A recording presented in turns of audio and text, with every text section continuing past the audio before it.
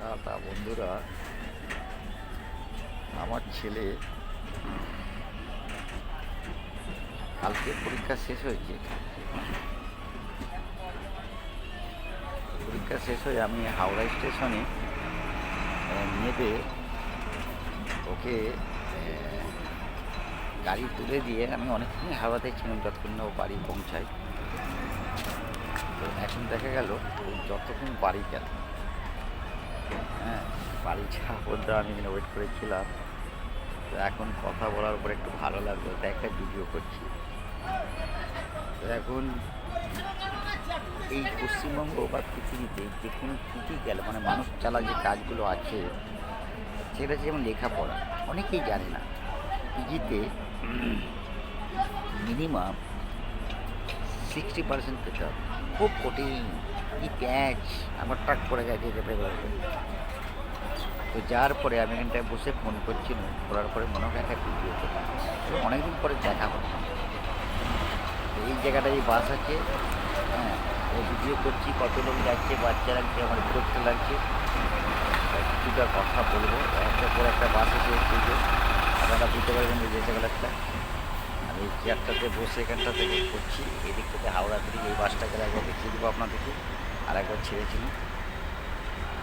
তো এই সমাজেতে এই যে এত ঠান্ডা, তো এই ঠান্ডা নিয়ে বিশেষ করে একেবারে মাথায় এসে গেল কনসেপ্টটা। এই ঠান্ডাকে নিয়ে মানুষ 90% মানুষ, মিডিয়া তো হচ্ছে বলবেই, ওদের কাজ ওইসব মানুষকে ভয় দেখিয়ে কিছুটা তো আছে, তার সঙ্গে 90% ওরা দুধে জল মিশায়। তো ঠান্ডা দেখুন, যারা বিদেশকে ফলো করে সেখানে আপনার মাইনাস এত ডিগ্রি, তো আপনার পরিষেবা নেই, আপনার মাইন্ড নেই, সেই জন্য আপনাকে এই ঠান্ডা রে। যেমন লন্ডনে অদ্ভুত ওয়েদার চলে, সেখানে মানুষ রাস্তা দিয়ে বেরিয়ে এই দেখছে সূর্য, সঙ্গে সঙ্গে বৃষ্টি এসে গেল, এই দেখছে বরফ পড়তে লেগে গেল। তো তারা ওয়েদারকে নিয়ে সচেতন হয়। আপনি আজকে বলুন না, সাইবেরিয়া, রাশিয়া, যেখানেই যাবে কী ঠান্ডা। আমার এই বাঙালি ছেলেরাও তো সেখানে যে পড়াশোনা করছে, চাকরি করছে। তাহলে আপনারা যদি 13 ডিগ্রিতে এই অবস্থা হয়ে যান, ওই সব জায়গায় কী করে হবে? আমিও ভয় পেয়ে যেত তোমাকে ঠান্ডাতে, কিন্তু আমার এখন ব্রেন করে ফেলেছি যে নো, আমি আজকে সকাল 6টা থেকে চান করে গিজারের পানি পিয়েছি, কিন্তু 3 ঘন্টা লাগিয়েছি কাপড় দাড়ি কাটা করা, একটা বালতিতে একটা করছি, অমুক করছি, কীভাবে। তো তাই জন্য বলছি, ঠান্ডাকে যদি জব্দ করতে যান তাহলে আপনাদের চাই কিন্তু মাইন্ড আর ব্রেন, ব্রেন অফ দি, ঠিক আছে? ব্রেন ছাড়া কোনো কাজ হবে না বন্ধুরা, যতই লাফান। সবার ওপরে চাই ব্রেন, তার নিচে আছে টাকা। গ্রামগঞ্জে মানুষ একটু চা খাইয়ে দিয়ে দাদাগিরি করে ফেলছে, নেতাগিরি দেখিয়ে দিচ্ছে, পড়ে যাচ্ছে, টাকা দিয়ে অনেক কিছু হচ্ছে, কিন্তু জায়গায় যেতে পারছে। কিন্তু শহরে তো বাদা শহর, হুগলি বলুন, হাওড়াও বলুন, যেসব শহরগুলো আছে, তো তারা তো সেগুলো তো, সেই শহরে তো সেই জিনিসগুলো তো করতে গেলে চলবে না। ট্রেন ধরছে, ট্রেনে পড়ছে, ট্রেনে জ্যাম আছে, কোন ট্রেনে ফাঁকা আছে, কোন কাজ করতে হবে। কিন্তু এখানে মানুষ ঝলক দিতে যায়, ভিতরে কিছু নেই, বাইরের ভিতরে ঝলক দেখায়। এটা একটু কাজে লাগে। তার কোনো জিনিস তো বেকাজের জন্য আমি বলবো না যে মানুষ তৈরি করেছে। একটা মেয়ে তার মানে মুখে বিভিন্ন দামি ক্রিম লাগিয়ে, হ্যাঁ, গোল করে সে দেখাচ্ছে যাতে তার দিকেও আকর্ষণ করে। তার শারীরিক, তার হেয়ার স্টাইল, তার তো কারণ আছে। সে তো অন্য জায়গায় ঢ্যাঁড়স। পড়াশোনা নিয়ে আমি আর বিশেষ করে বলতে চাচ্ছি না, ঠান্ডাকে নিয়ে বিশেষ করে, অ্যাকচুয়ালি ঠান্ডাকে নিয়ে, ওটা আমার থেকে হলো বলে এখন বললাম, বসে আছি এই কারণের থেকে, কিন্তু অ্যাকচুয়ালি ঠান্ডা। স্নান যদি করে ফেলতে পারেন, ওইভাবে যদি মেনটেন্যান্স আপনার ঠিক থাকে, মাইন্ড যেটাকে বলে, this act of the mind, এই মাইন্ড যদি আপনার ঠিক থাকে তো আপনি সব কিছু জয় করতে পারবেন। কিন্তু আপনার মাইন্ড কী করে ঠিক থাকবে? হাজার সমস্যা, হাজার ব্রেনে ঘুরছে, ঘুম হচ্ছে না, উঠতে হবে, আর তার সঙ্গে শরীরটা কিচ্ছু। টাকা তো চাই, সেটা তো একটা পরিষেবা। একটা কাজ করে অনেকে টাকা কামাচ্ছে, আবার রাখতে পারছে না, দূর হচ্ছে ই করে। মাইন্ড, এই হচ্ছে বিষয়বস্তু। এই বিষয়বস্তু যদি আপনি চলেন তো তাহলে ঠিক আছে। তো অনেকে এখন এমনি কিন্তু ঠাকুরপুর যাওয়ার কোনো বাস নেই না? ইউটিউবের দৌলতে অনেকে কিন্তু এস 12 তো ওটা তো এখন ইউটিউবের নেই তো। দৌলতে অনেকে কিন্তু এগুলো দেখে ফেলছে। কিন্তু আমি একসময় খুব ঠান্ডা এমনি কোনো কাঁপিয়েছিলাম, বাস নেই গরম তো আমার ভীষণ কষ্ট হয়।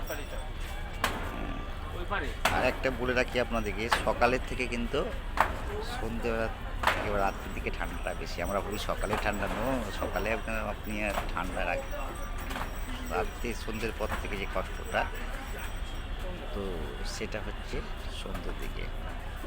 আর একটা বলি আপনাদেরকে, সময়ের দাম নেই।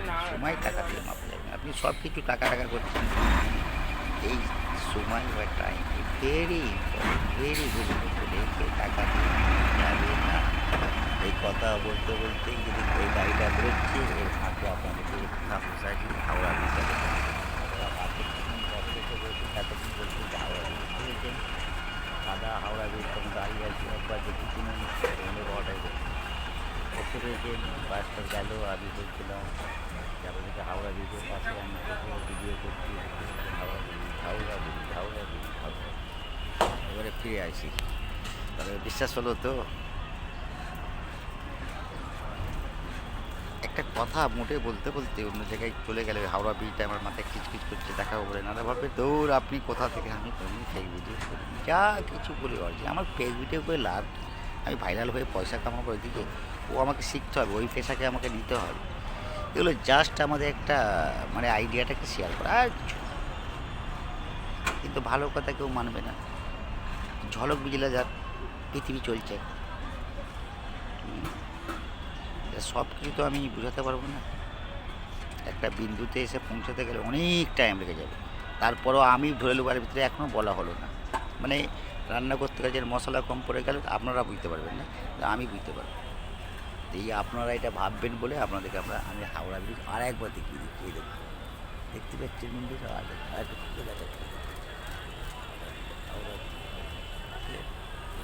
আর একবার ফিরে, ভিডিওটা লং হয়ে যাচ্ছে, আমি বেশি এত লং ভিডিও করি না। আমি কিন্তু কোনো সেজে কোনো করে আমার যে অবস্থা থাকে আমি সে অবস্থায় কিন্তু ভিডিও আপনাদেরকে শেয়ার করি। তো এই ঠান্ডাকে কীভাবে আপনারা জয় করবেন, আমি কালকে কোন কোন ঠান্ডা এলাকায় গিয়েছিলাম, যেমন এর থেকে গঙ্গার ধারে গেলে দেখবেন ভীষণ ঠান্ডা, যে আপনি গরম মানে আগুন থেকে বলে পোয়াবেন, অমক করবেন, এইসব ইজিক্যাল না রেখে আপনাকে শুধু মানে এই অবস্থায় যদি যান গঙ্গার ধারে বা বিভিন্ন মানে নদীর ধার যেগুলো আছে, এখানে কিন্তু একটু ঠান্ডা লাগে। অনেক তো মিডিল শহরগুলো আছে, তার মধ্যে নিজের বাড়ির মধ্যে পুকুর আছে, আছে তাকে হচ্ছে, সেইগুলো হয় আমাদের গ্রামের দিকে, যেমন পুকুর খাল বিল এগুলো থেকে আসে। তো এই হচ্ছে ব্যাপার। আমি জানি না ঠিক আমার কথাগুলো স্পষ্ট যাবে কিনা, আমি জানি না। যদি যাই কায়েন্টলি মনে রাখে, তো দেখবেন লাস্টে এটা বলছি, তো দেখবেন সেটা। আর কি বেন্টে এসেছিলো আমি জানি না, কিন্তু এখন আমাকে ছাড়তে হবে, অনেকটা হয়ে যাচ্ছে। Tata, bye bye.